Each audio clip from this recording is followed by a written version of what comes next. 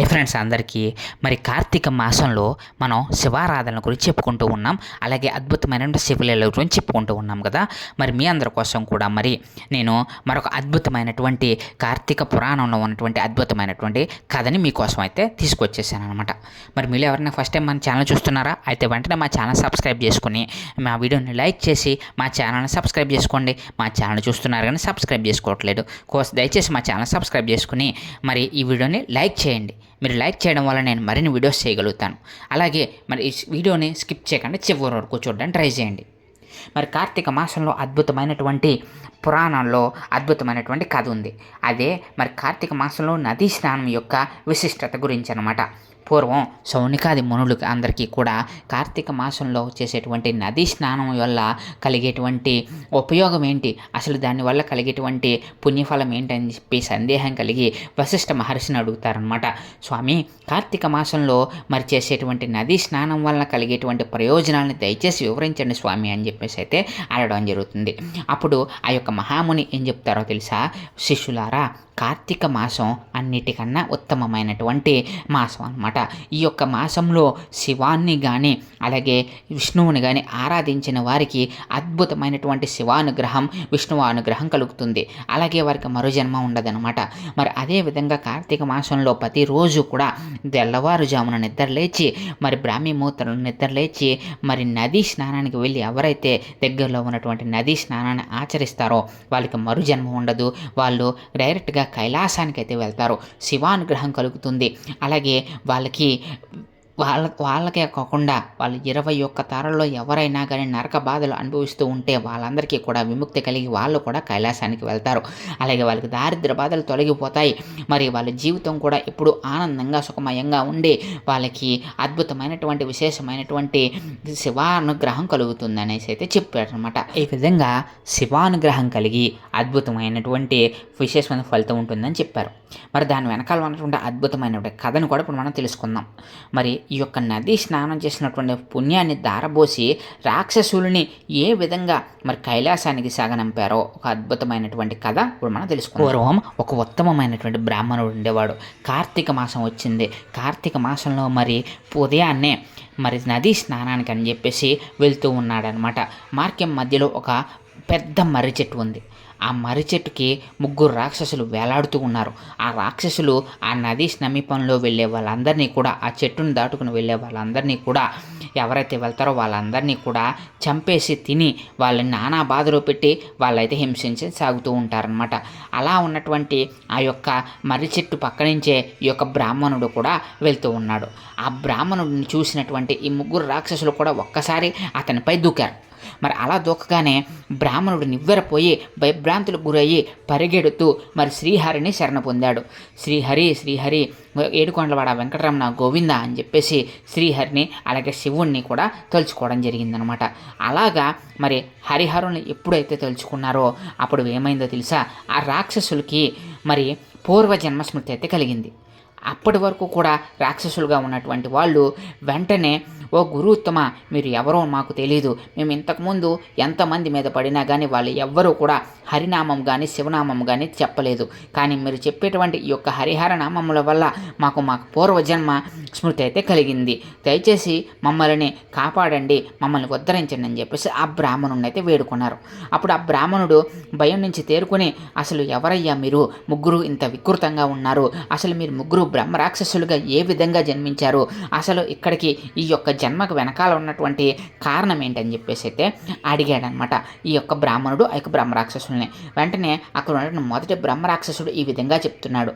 అయ్యా, నేను పూర్వజన్మలో ఒక మహాబ్రాహ్మణుని అయ్యుండి కూడా నేను ఏం చేశాను అనంటే చేయకూడని పనులన్నీ చేశాను. నా దగ్గర ఉన్నటువంటి వాళ్ళందరితోనూ కూడా నా చుట్టూ ఉన్నటువంటి సదరు బ్రాహ్మణులందరినీ కూడా దూషించేవాడిని. అలాగే ఎవరైనా సరే డబ్బు కూడబెట్టుకుంటే ఆ డబ్బుని ధనాన్ని అంతా కూడా తెచ్చుకుని నేనైతే పోగు చేసుకునేవాడిని. అలాగే ఎవరైతే కార్తీక మాసంలో సోమవార వ్రతం చేస్తారో వాళ్ళందరినీ కూడా నేను దుర్భాషలు ఆడేవాడిని. అలాగే అంతేకాకుండా ఒకనాడు ఒక బ్రాహ్మణుడు కార్తీక సోమవారాల కోసం కార్తీక మాసం కోసం ఎంతో డబ్బులు పోగు చేసుకుని ఒక్కొక్క చోటకి వెళ్ళి బ్రాహ్మణులందరినీ కూడా అడిగి మరి కార్తీక మాసం విశేషంగా చేసుకుందామని చెప్పేసి ఆయన కొంత ధనాన్ని అయితే కూడగట్టుకుని మరి కార్తీక మాసంలో మా దగ్గరికి కూడా వస్తే నేను ఆ బ్రాహ్మణుడి దగ్గర ఉన్న ధనాన్ని లాక్కుని కార్తీక మాసంలో సోమవార వ్రతం చేయవలసిన పనేమి లేదు నీకు అని చెప్పేసి ఆ బ్రాహ్మణుడిని దుర్భాషలాడి ఆ బ్రాహ్మణుడి మీద ఎదురు తిరగడం జరిగింది. ఆ విధంగా చేయగానే ఆ బ్రాహ్మణుడు నాకైతే శాపం ఇచ్చాడనమాట. ఓ ఈ దుర్మార్గుడా, నేను చేసేటువంటి ఈ కార్తీక వ్రతాన్ని మరి నువ్వు ఆపదలిచావు కాబట్టి నీకు బ్రహ్మరాక్షసత్వం వస్తుంది అని చెప్పేసి అయితే చెప్పించాడు. అయినా కానీ నేను లెక్క చేయక కార్తీక మాసంలో పూజ చేయక నది స్నానం చేయక మరి మరి బ్రాహ్మణుని అయ్యుండి తోటి బ్రాహ్మణుల దుర్భాషలాడుతూ తిడుతూ మరి నా జీవితాన్ని అంతా గడిపేశాను. చివరికి నాకు కుష్టి వ్యాధి వచ్చింది. అలాగే నన్ను ఎవరో చూసేవాళ్ళు కూడా లేక ఎన్నో నరక యాతలు అనుభవించి ఈ శరీరాన్ని విడిచాను. ఇప్పుడు ఈ బ్రహ్మరాక్షస రూపాన్ని తీసుకున్నాను అని చెప్పేసి మొదటి బ్రాహ్మణుడు ఈ విధంగా చెప్పాడనమాట. దయచేసి మీరే నన్ను ఉద్ధరించాలి గురుదేవా అని చెప్పేసి మొదటి రాక్షసుడు తన బాధని చెప్పుకున్నాడు. అలాగే రెండవ రాక్షసుడు తన బాధని ఈ విధంగా చెప్పుకున్నాడు. నేను పూర్వం ఒక బ్రాహ్మణుడి రూపంలో జన్మించాను.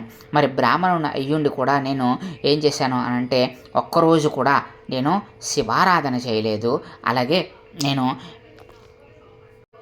నేను మరి పక్కన ఉన్న వాళ్ళని మరి దుర్భాషలు ఆడి తల్లిదండ్రులను కూడా లెక్క చేయలేదు. నా కన్న తల్లిదండ్రులని వృద్ధాప్యంలో కూడా నేను చూడకుండా నేను నా భార్యతో కలిసి అన్నం తింటూ నా తల్లిదండ్రులకు అన్నం పెట్టకుండా మార్చేసి వాళ్ళని నానా రకాలుగా బాధలు పెట్టాను. ఆ విధంగా బాధలు పెట్టడం వల్ల మాత్రమే నేను ఈసారి ఈ యొక్క బ్రహ్మరాక్షస రూపాన్ని పొందాను అని చెప్పేసి రెండవ రాక్షసుడు కూడా తన గురించి చెప్పాడు. ఇంకా మూడవ బ్రహ్మరాక్షసుడు ఈ విధంగా చెప్పాడు. గురోత్తమ, మరి నేను వైష్ణవ ఆలయంలో పూజారిని. మరి శ్రీ మహావిష్ణువు ఆలయంలో పూజారిని అయ్యుండి కూడా నేను ఏ రోజు కూడా సాంప్రదాయాన్ని పాటించలేదు. మరి ప్రతిరోజు కూడా స్నానం చేయవలసి వస్తే నేను స్నానం చేయకుండా మరి బట్టలు మార్చకుండా మరి ఆ విధంగా ఏది కూడా సాంప్రదాయాన్ని పద్ధతిని పాటించకుండా ఉండేవాడిని. ఏ ఒక్కరోజు కూడా కార్తీక మాసంలో నదీ స్నానాన్ని అయితే ఆచరించలేదు. అలాగే కించిత్తైనా దానం చేయలేదు. అంతేకాదు నేను పూజారిని అయ్యుండి కూడా నేను మద్యాన్ని మాంసాన్ని భుజించేవాడిని. మద్య మాంసం లేకుండా నాకు రోజు గడిచేది కాదు. ప్రతిరోజు కూడా మద్యంతోనూ మాంసంతోనూ తింటూ మరి ఈ విధంగా పూజారిని అయినా కానీ ఎటువంటి సాంప్రదాయాలు పాటించకుండా కించిత్తైనా దానం చేయకుండా ఎదుటి వారిని దూషించి ఇష్టం వచ్చినట్టు దూషించి ఉన్న జీవితం మొత్తం కూడా గడిపేశాను. మరి ఆ విధంగా చేసినటువంటి తప్పుల వల్ల ఈ రోజు నాడు నాకు ఈ బ్రహ్మరాక్షసత్వం నన్ను అయితే చుట్టుకుంది అని చెప్పేసి అయితే చెప్పడం జరిగింది. మరి ఆ ముగ్గురు రాక్షసులు కూడా గురోత్తమ, నన్ను మీరే కాపాడాలి, మీ యొక్క నామస్మరణ వల్లే మరి మాకు ప్రాయశ్చిత్తం కలగాలి, మీరే మమ్మల్ని ఉద్ధరించాలి స్వామి అని చెప్పేసి అయితే ఆ యొక్క బ్రాహ్మణుడిని అయితే వేడుకోవడం జరిగింది. అప్పుడు ఆ బ్రాహ్మణుడు ఈ యొక్క బ్రహ్మరాక్షసుల బాధలు విని చెలించిపోయి, ఓయి బ్రహ్మరాక్షసులారా, నేను ప్రతి సంవత్సరం కూడా తప్పకుండా మరి ఈ నదీ స్నానాన్ని కార్తీక మాసాన్ని పద్ధతిగా పాటిస్తాను. ఈ కార్తీక మాసం నదీ స్నానాన్ని అయితే ప్రతిరోజు కూడా కార్తీక మాసంలో చేస్తూ ఉంటాను. మరి అటువంటి కార్తీక మాసంలో నదీ స్నానం ఈరోజు మీకోసం సంకల్పం చెప్పుకొని నదీ స్నానం అయితే ఆచరిస్తాను అని చెప్పి వెళ్ళి మరి ఏం చేశాడు అనంటే నదీ స్నానానికి వెళ్ళి మరి ఆ రాక్షసుల యొక్క బాధలు పోవాలని చెప్పి సంకల్పం చెప్పి ఆ యొక్క నదిలో మునిగి నదీ స్నానం అయితే చేశారు.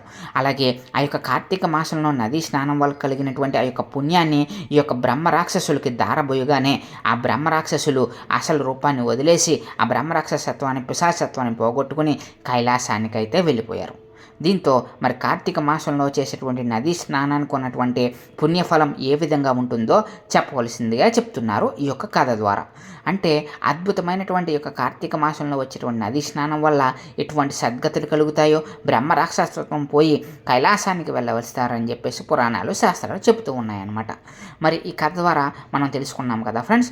మరి ఇది ఈరోజు కార్తీక మాసంలో ఉన్నటువంటి అద్భుతమైనటువంటి కథ. మీకు మరిన్ని ఇలాంటి ఇంట్రెస్టింగ్ వీడియోస్ కావాలనుకుంటే వెంటనే మా ఛానల్ని సబ్స్క్రైబ్ చేసుకొని మా వీడియోని లైక్ చేసి మరి మా ఛానల్కి సపోర్ట్ చేయండి. హర హర మహాదేవ శంభో శంకర. ఓం నమః శివాయ.